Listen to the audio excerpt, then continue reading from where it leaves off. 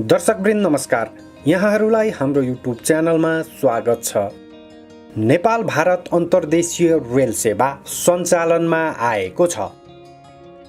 प्रधानमन्त्री शेरबहादुर देउबा र भारतीय प्रधानमन्त्री नरेन्द्र मोदीले जनकपुर जयनगर रेल सेवाको औपचारिक उद्घाटन गरेका छन्।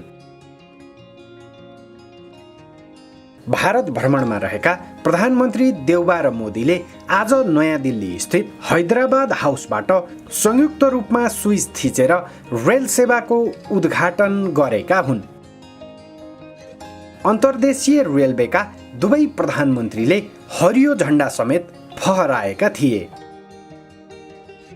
भर्चुअल माध्यमबाट भएको यो उद्घाटन लगत्तै भारतको जयनगरबाट नेपालको रेल जनकपुरका लागि छुटेको थियो। नेपालले भारतसँग आफ्नै रेल किनेपछि वर्ष दिनभन्दा बढी समय थन्किएको थियो।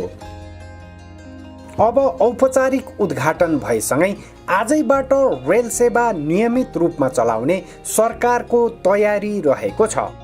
नेपाल रेलवे कम्पनीका अनुसार जयनगरबाट जनकपुर र जनकपुरबाट जयनगर दैनिक 2 समय रेल गुडाइनेछ।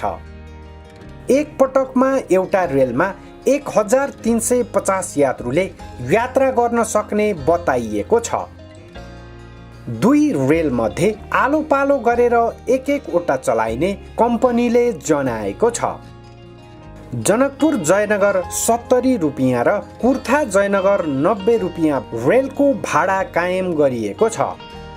एसी सिटका लागि भने जनकपुर जयनगर 350 र कुर्था जयनगर 450 रुपियाँ भाडा कायम गरिएको बताइएको छ।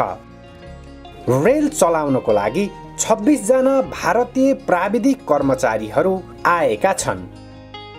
2077 असोजमा 2 सेट रेल भारतबाट जनकपुर ल्याइएको थियो।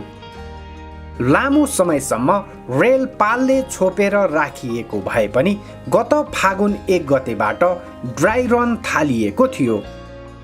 2076 वैशाख 27 मा भारत सरकारसँग रेल खरिद सम्बन्धी सम्झौता भएको थियो।